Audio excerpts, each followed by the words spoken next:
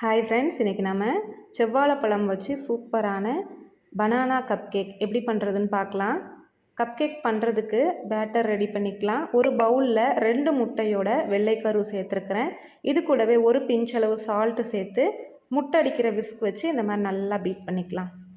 ஒரு 2-3 நிமிஷத்துலலாம் இந்த மாதிரி நுரைச்சி வரும். இந்த ஸ்டேஜில் 1/2 கப் போல் பவுடர் சுகர் சேர்த்து கொஞ்சம் கொஞ்சமாக சேர்த்து சுகரை நல்லா இந்த முட்டை கூட சேர்த்து பீட் பண்ணி எடுத்துக்கலாம். சுகர் எல்லாம் நல்லா மெல்ட் ஆகி இந்த மாதிரி நல்லா ஃபோமிங்காக பீட் ஆகி வந்திருக்கும்.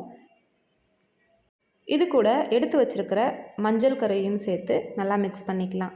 ஒரு 1/4 மூடி போல் வெண்ணிலா எசன்ஸ் சேர்த்து மிக்ஸ் பண்ணிக்கலாம்.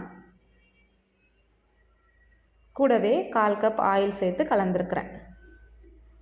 இப்போ நம்ம 3/4 கப் மைதாவில் ஒரு 1/2 டீஸ்பூன் போல் பேக்கிங் பவுடர் சேர்த்து ஒரு 3 பேட்சாக இதை சலித்து இந்த பேட்டர் கூட சேர்த்து கட் அண்ட் ஃபோல்டில் மிக்ஸ் பண்ணி எடுத்துக்கணும்.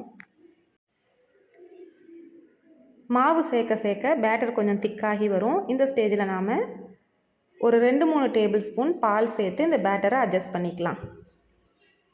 இது கூடவே வாழைப்பழத்தை அரைச்சி நம்ம சேர்த்துக்கணும். நான் இன்றைக்கி 2 குட்டி குட்டி செவ்வாழைப்பழம் எடுத்திருக்கேன். நீங்கள் பெரிய வாழைப்பழமாக சேர்க்குறீங்க அப்படின்னா ஒரே ஒரு பழம் சேர்த்தா கரெக்டாக இருக்கும். வாழைப்பழ கலவையும் சேர்த்து இன்னும் ஒரு முறை மிக்ஸ் கொடுத்துட்டு கப் கேக் லைனரில் ஆயில் ப்ரஷ் பண்ணி வச்சுருக்கேன். அவனை ஒரு 10 மினிட்ஸ் ப்ரீ ஹீட் பண்ணி வச்சுருக்கேன். இப்போ நமக்கு கப் கேக் பேட்டர் ரெடி ஆகிடுச்சு. இப்போ நம்ம கப் கேக் லைனரில் செட் பண்ணிக்கலாம். நம்ம வீட்டிலையே பண்ணுறதுனால ரொம்ப ஹெல்த்தியாக டேஸ்டியாக இருக்கும். பிள்ளைங்களுக்கு அடிக்கடி செஞ்சு கொடுக்கலாம். மேலே சும்மா கார்னிஷிங்காக சாக்கோ சிப்ஸ் இல்லைனா இந்த மாதிரி டூட்டி ஃப்ரூட்டியும் சேர்த்துக்கலாம்.